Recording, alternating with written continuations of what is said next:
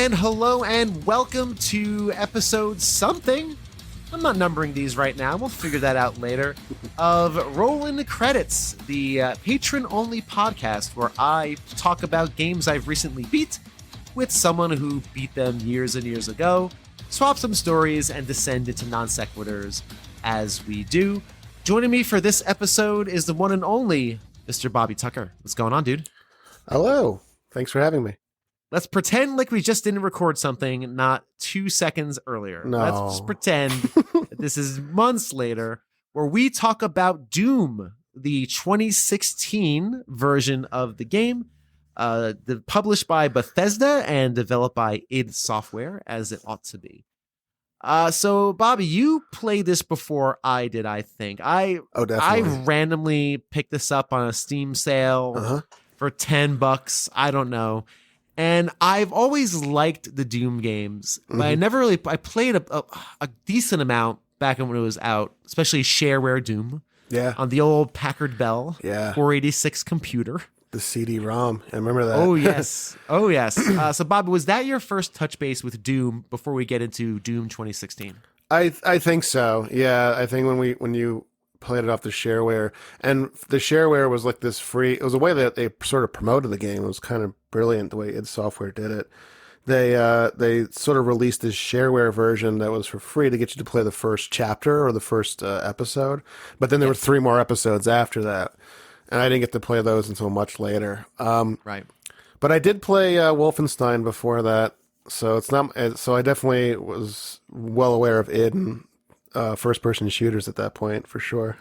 Absolutely. Yeah, I played Wolfenstein. I think it was at our cousin's house, probably. For sure. On their computer, most likely. Yep. I had a friend, Pedro, who lived a few streets away, and he always had the nicest computer. Like, he was really into it before people were actually into it. Yeah. And I guess his dad probably helped him, because this was back in, probably middle school at this point when that came out, original Doom. And he always had a really good computer, so he played all the latest games. And Doom was one I'd come over and play. We'd kind of like glance over our shoulders, make sure parents weren't coming by because it was super violent. Yes. And you know, you're cruising the streets of hell. Have you played the original Doom semi-recently? Yeah, because I did eventually buy, I think it's called Ultimate Doom off of Steam. Yeah. And I did eventually play it like only a couple years ago, the full through, for sure. Yep. And it's good. Oh, it's great. It holds up beautifully. Yes, I does. did the exact same thing. I played Ultimate Doom maybe a couple of years ago. Yeah. And I played through a bunch of chapters, and I had myself a merry old time. I love it. Playing Doom. What about Doom do you think works? I did a whole episode on Doom probably a year and change ago at this point. We did one, and I was on id Software, and we probably had this conversation already, but I would let's kind of take it this way. Doom 2016, I think, is equally good. I think it's great. Yeah, it is so fun, so good.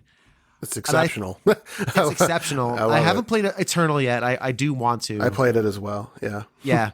And why do you think Doom 2016 works? And I think there's direct lines from original Doom to this Doom. Yeah. Not just in like some of the collectibles and whatnot, but it takes the spirit of original Doom. It does everything you want. Like, well, it's technically a sequel. It might as well be Doom 4 because it kind of picks up that character and but it's also technically a remake because it's basically the same game. Right. So it kind of does both at the same time. But what makes the original Doom so good was like the pile-on of demons and the ability to think on your feet with the ammo you have. They took that into modern day gaming and just made it better. They just took everything that id did, that was ahead of its time and just improved on it. It's like everything you want a remake to do. It's like they took the original soundtrack and made it better. They took the gameplay, made it better. And they didn't get bogged down in too much. Like, there's a simple brute form of, I would say, comedy, where like your main character just doesn't have time to think because there's demons coming, and they play into that beautifully. There are a lot of funny moments in 2016 Doom, where like, okay, you have to take these these cylinders out very carefully. He just kicks it, and you're like, okay, well, Yeah. I guess I have no choice, and it's kind of satisfying. You're like, yeah, I don't want to think, I want to just do action, It's like, and I think that plays into everybody can just appreciate that to some degree in your regular life. Someday you just don't like, I don't want to follow the rules, I just want to kick it. Doom Guy is not subtle. Like, you don't want Doom Guy to carefully remove the Petraxian compound or whatever. And we'll talk about some of the lore in Doom, which I think is so superfluous, and I'm sure people are into it. Yeah, I Doom just picture on like customer yeah. service, and then they're like, "Oh, you'll have to call this number and then give them this." I just want to throw my phone. Like it would be satisfying in the moment, and then a minute later, I'd be like, "Oh, I just broke my phone." But yeah, right. But that's Or like what Doom does. Day. But Doom lets you do that and get results. Like yeah. So it's fun. It's just everything. It's a blast. And it's all, I will say it's all elevated by a really, really good soundtrack. Like an unusually good soundtrack. Yeah, it's the kind that I actually would play in my car. Like it's very it's good. ridiculously good. Yeah. I also love the fact that the direct lineage between original Doom and Doom 2016 is, of course, the gameplay, how fast it is. Yes. Like, if you die, one of the little tooltips that comes up on your loading screen literally says, don't stand still or you will be killed. Yeah. Like, you can't stand still. Yeah. There's no sniper rifle in Doom. You can't stake out and try to get there's like a scope, but there's that scope. Yeah. But when you're being piled on, you just have to think and like work with the environment. Once you get into that rhythm, then the game becomes really fun. And that's again another thing that original Doom and then Doom 2016 do so great. It's very difficult at first, very difficult. But it's that perfect balance of like, I'm getting my butt kicked, but I want to come back for more, and it's really fun to get good at. And that's an amazing achievement to nail that balance, and I think that's why it's so enduring. Yeah, I play Doom 2016 on the easy setting because when I play games like this, sometimes I want no friction. I just want to run through with a gun, shoot everything in the face, have plenty of ammunition. And the game is really good about that too. It's constantly giving you stuff. Yeah. Almost too much to the point where I always had more than enough. But again, I'm on easy. That's the whole point. Yeah. I really, when I started this game up, I don't want to think. I want to sit down, shoot monsters in the head, watch gory things happen, and have a blast. And boy, oh boy, did I have just a great time. Doom 2016 also does a lot of neat little things. It has those little bonus levels where you can get bonus perks. Yeah. It's been about a month since I finished it at this point, so I don't remember the names, but lots of little bonus levels. I love how their upgrade paths are very simple. Yeah. It's just the praxis thing for your armor and whatever else, weapon points based on how many things you kill. Very straightforward. And the weapons are awesome too. I love They're the cool. weapons. And, they're very cool. Yeah. What would you say your favorite weapon is in Doom? It's probably the same as mine. I'm having a hard time remembering. So you have your pistol, you have the plasma rifle, right? Which you kind of, which is really like your spray and pray kind of weapon. Yeah. Very fast, but not that accurate. You have the little the rifle, I guess. It's like that. Right. That's the one with the scope. Yeah. You get on there. You of course have your rocket launcher. You of course have a you have a shotgun, two types of shotguns, regular and super shotgun. I think I remember using the super shotgun a lot. Oh, super shotgun's the best. It's just so it's much very fun. satisfying. Shotgunning things and just watching them explode is a treat and a joy. It's very fun to use in the original Doom as well. Of course, that's my favorite because it's just so much fun. It's effective. Yeah. Of course, you have your rocket launchers. You have this weird laser thing. Yeah. I don't remember using it too often. And then of course you have the two special weapons, one of which is the chainsaw, right? Which is wonderful. Yeah. And the BFG. They brought it back. You can't have a Doom game without the BFG. No. And the reveal of the BFG, if you remember, is amazing. Yes. You get the BFG, like the bottom falls out, you fall through, and you are confronted with, I don't know, 100 enemies. Yeah. And that's the game saying, hit the BFG button. Yeah. Don't be a hero here. Yeah. Hit it and watch how awesome this is. Yeah, and yeah, of course, annihilates the entire room. Yeah. That's great. It's fast and it's so fun. And a nice little addition is that there's like finishing moves, and they never get boring. No. they're glory brutal, kills, and they never get boring. Sitting on my desk, I picked up. I'm not a big collector of anything. I have children. I have no place to put things. I don't collect things. Like most of my listening audience probably has collections of some sort. I don't. Yeah. But I picked up a little set of figurines from a neighbor who was selling it. It's the Bethesda set, and there's 3 little, I don't know, inch and a half tall figures. One of them is Emily from Dishonored. The other is the body armor, power armor from Fallout. And the third is like the big demon from Doom, like the big one. Yeah. With the horns and everything else. So, of course, because I'm a sensible parent, my daughter likes to play with them. She reaches up, she grabs my 3 little figurines, and she likes to play with them. And of course, she ripped off the horn of my Doom character. Oh, no. And my answer was, well, that's okay, because that's actually how you murder this thing with a gory kill anyway. I'm pretty confident you rip its horn out and shove it in its eyeball. I told my wife about this, and she's like, "Oh, she broke your thing." I'm like, "That's fine. It's how it dies anyway. It's perfectly acceptable." So, glory kills are super fun and satisfying. Yeah, there was a specific boss that I love the design of, and I think he's one of the ones that they brought back for like from the original Doom, but like upgraded him. But I'm just blanking. It's probably the tall demon. It's not a boss per se, because he does come back over and over again. There's these tall demons that come at you, and everything has a lore, and we'll talk about Doom lore in a second, but the one it finishes with like the spider demon, just like I think the original Doom has a spider demon. Yeah, the cyber demon is what I'm thinking of. Yes, and he's kind of cute because he's got a kind of like a weird smile on his face. I always just really like the design of that one. It's really good.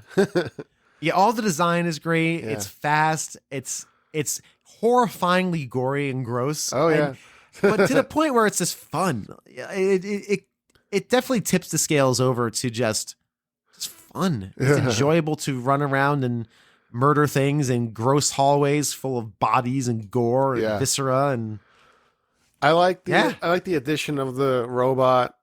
The man who put his brain in a robot. He's kind of like the one who walks you through this. He's a great addition, a great voice actor, actually. Really good. And it's just I'll repeat it. It's just like everything you'd want a remake to do. You haven't played Doom Eternal yet? Not yet. No, I finished up with Doom, and then I had to play games for the actual show. So I've not revisited Eternal. I'm sure I will eventually. Doom Eternal is also great.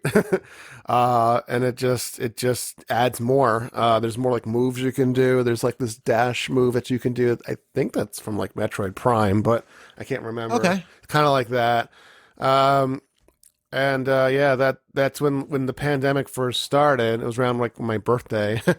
And so my friend Russ got me Doom Eternal. So my first month of lockdown was me playing Doom Eternal. So I have a very strong memory of like, well, I can't go anywhere else, so I'll just play the heck out of this game. It was very fun.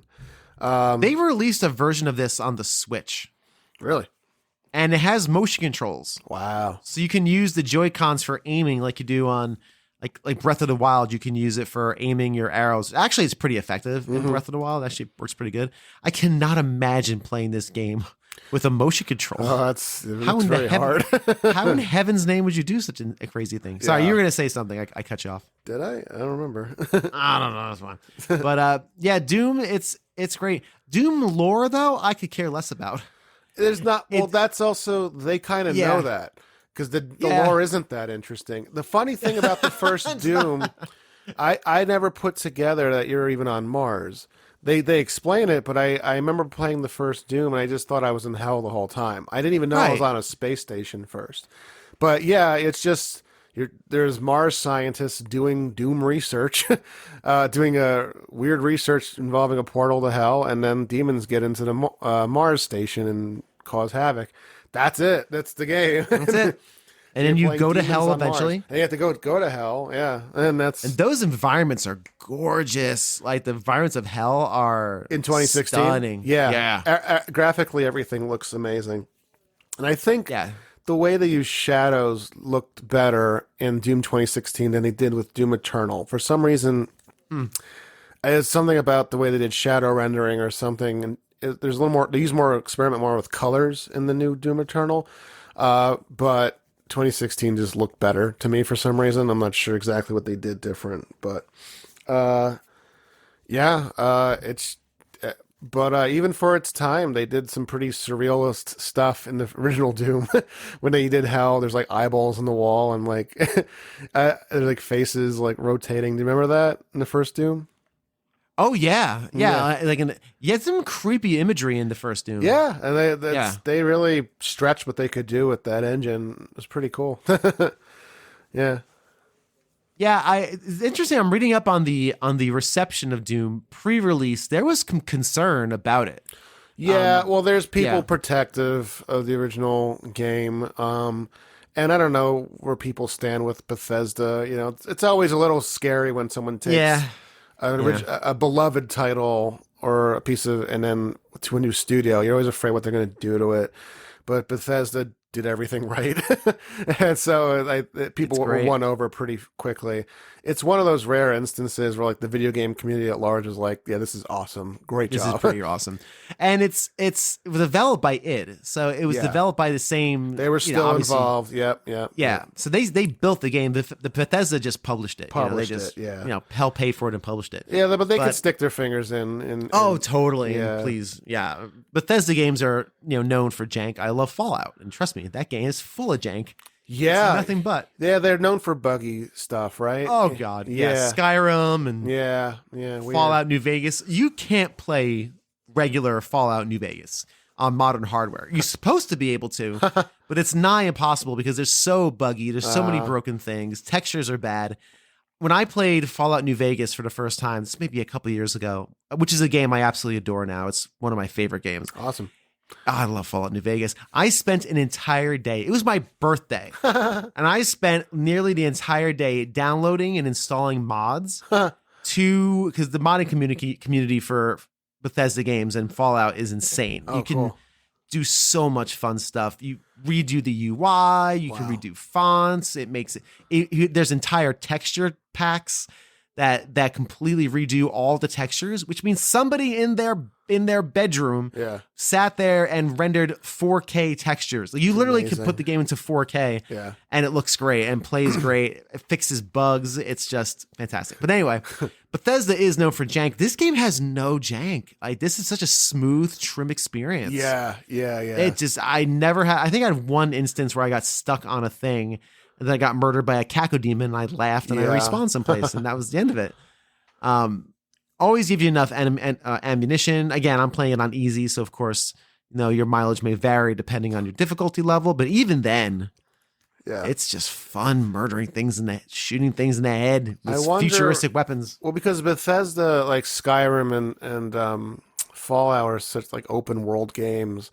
There's a lot of like corners of like where the developers could miss or their imagination might hit a wall or whatever. And I think that's where like you start running into things.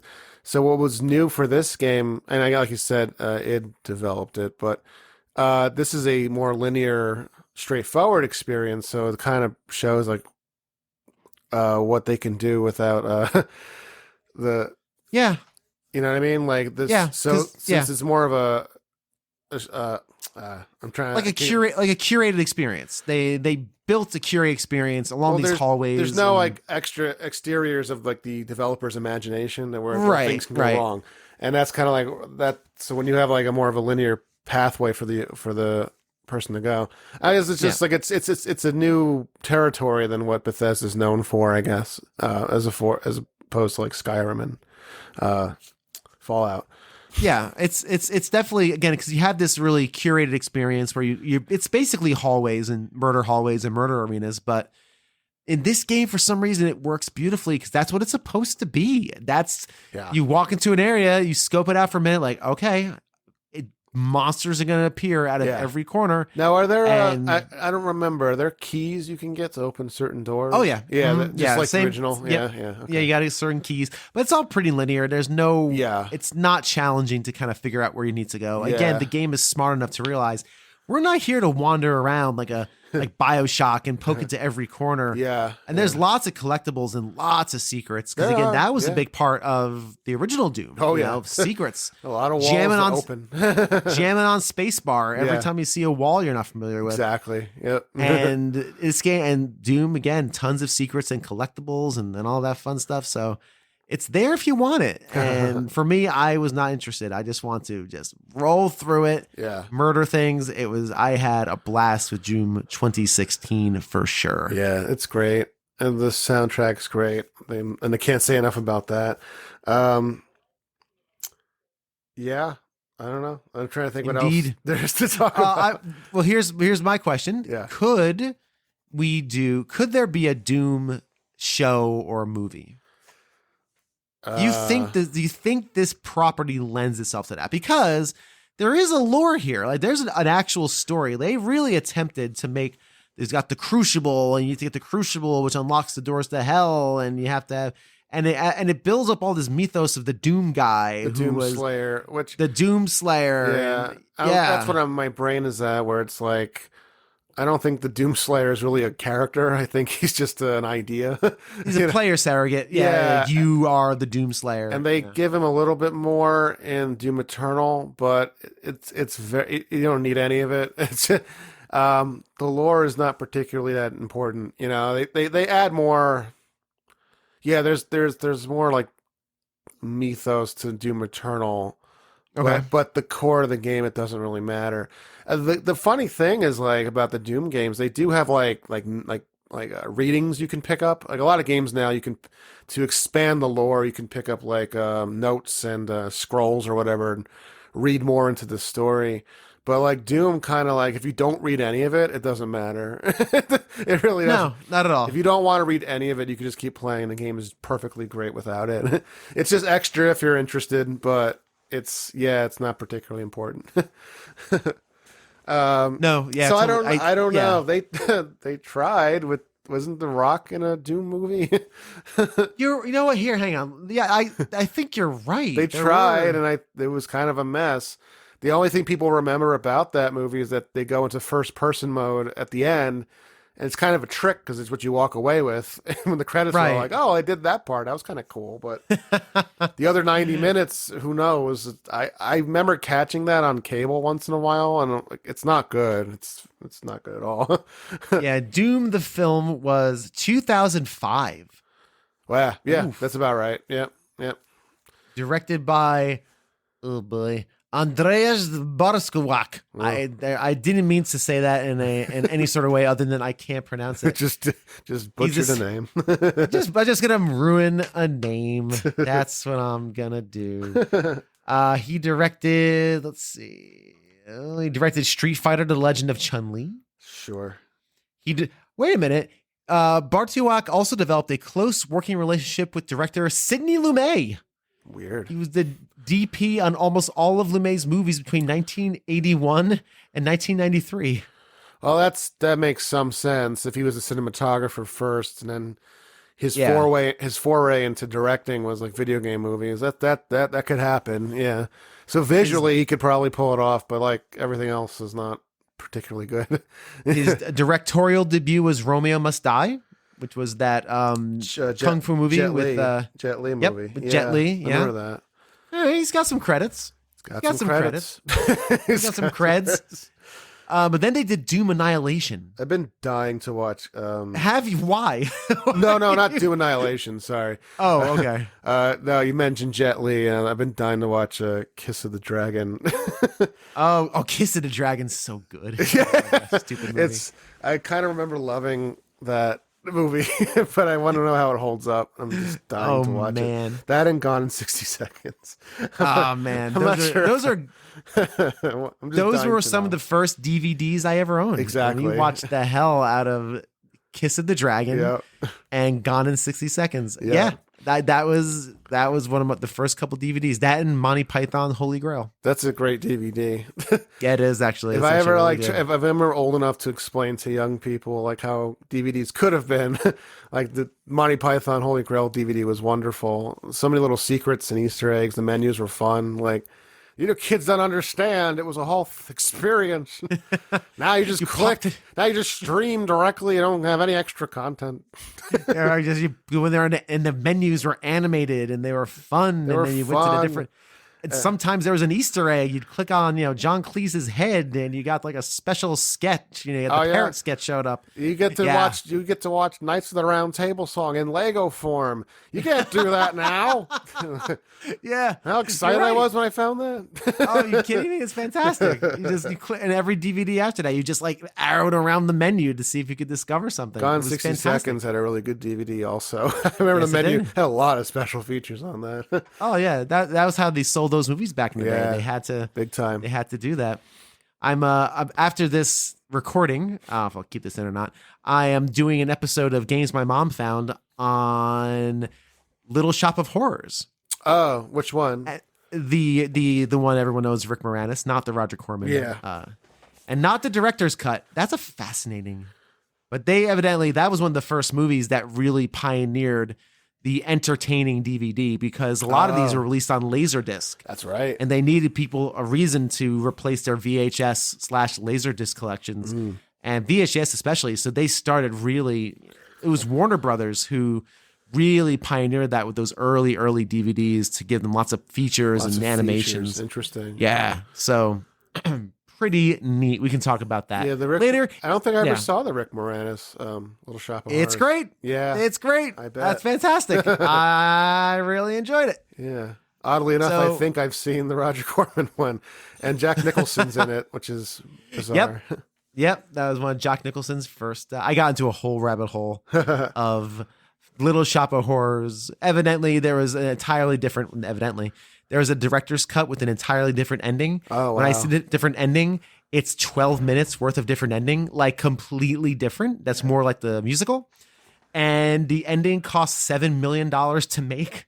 And they had to scrap it. Yeah, the ending, the documentary I watched on it last night at 12:30 in the morning, because that's what I do.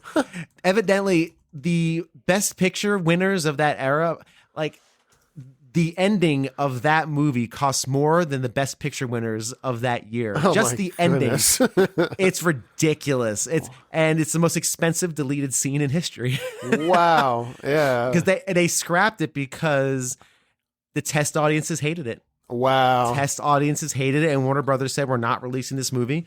So they kind of tacked on a very happy ending. Yeah. And that's yeah. the theatrical happy ending. Yeah. And then you can buy now the director's cut 20 years later. Yes. Yeah. And it's they had to like painstakingly recover it from lost archives, Oh, and black yeah, and yeah. white, and they had the color. Surprised the they whole didn't thing. burn it. It was so expensive. That's what happened. It burnt down. Oh. The original negatives like burnt down in a There- fire. there you So go. they had There to. you go. Yeah. Anyway, back to Doom. That was the, Frank Doom, Oz. I didn't know he Yes, directed that. That's Frank pretty, Oz, That's pretty yeah. awesome. Yeah. The great Frank Oz. It's phenomenal. But Doom to answer your Annihilation question- currently. But to answer your sorry. question, I don't think they can make a Doom movie. No, I don't think so. I'm not sure. There's a part of me that like the Doom 2016. If you just kept it that simple, it could be an interesting experiment to make a movie like that with the humor and everything. But I don't know, just not enough to carry a 90-minute film. I just don't think it exists. There's no main character. There's no character. They would have to add a bunch of stuff that nobody wants and to make him a character. And Agreed. I wouldn't. Yeah, I don't know. It's about the lore is. Excuse me. The allure of the game is to shoot the demons. I don't know. Yeah, passively it's- watching someone do it is not Right. nearly as fun. The joy of the game is in the play. Yeah. And if you're someone who likes run and gun type shooters and you just want to experience the fun of that, then this is perfect. And again, I throw it on easy and I just blew my way through it, and it was a wonderful experience. Yeah. Before we finish up, I do sometimes like looking at the weird one-off media that come from these games. There's a bunch of Doom novels.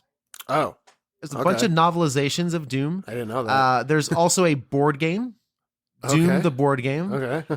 And there is a Doom RPG and a Doom 2 RPG that were released for mobile in 2009 and 2010. Well, they Doom clearly tried to expand the story with these properties, so maybe there's something there. I don't know. Yeah, and the first Doom RPG released around Doom 3, so you can kind of think about what kind of mobile game that was. The most interesting, though, piece of media surrounding Doom is the book Masters of Doom, which I've read. It basically details in very, very well done a story of how Doom was made. Oh, yeah. And it's fascinating. I highly recommend to read Masters of Doom. That. It's an easy breezy read. I know some of the story of how Id made it, and it is very good. So that's a story worth telling. It's a fascinating story how 4 people in a house, very small crew, made an incredible game because they liked horror and violence, and they wanted to make a kick-ass shooter. And how it turned them into multimillionaires overnight, because it's fascinating. It's really great story. Was there any satanic panic with the original Doom? Sure. I'm totally. I'd imagine there would be. They would cite that in the congressional hearings next to Night Trap, I'm sure. Night Trap. Yeah. That's for the rating system. Yeah. Yep. I'm sure Doom was cited and all that stuff. I honestly don't know for sure. Mortal Kombat, for sure. Oh, yes. How many times on the news did you see someone pulling Sub-Zero pulling someone's head off of a person with a spine attached? How many times did you see that? And then as a kid, you're like, hey, that's awesome. I didn't know you could do that in a video game. Yeah. Where's Mortal Kombat? Yeah. I want to play that game. It just sold the game more. You watch that and you're like, always sold it more. Of course it did. Always. All right. Well, thank you so much for checking out this edition of Rolling Credits. I was going to say we rolled credits on Rolling Credits. Oh, get that? That's pretty fun. Yeah. If you're listening to this show, you are a patron on the $5 friend tier. And if you're not a patron, then you stole this somewhere, you evil, evil, dirty person. Just kidding. I don't know how that could possibly happen. But if you're a patron, thank you so much for patronizing the show. Not only do you have access to this series, but you have access to the uncut archives, which are the full uncut episodes or interviews that I have accumulated over the last 1.5 to 2 years that I use to make the individual episodes from. They're really interesting little, and there's lots of stuff in there that never made a show. So if you want to check out some of these long-form interviews, that is the place to do it here on the $5 tier. So be sure to get your money's worth. And if you haven't done so already, ratings and reviews on Apple Podcasts, Apple Addict, Podcast Addict, Podcast This, Good Pods, I don't know. There's a million of them. Do so, as it helps boost the signal here, there, and everywhere.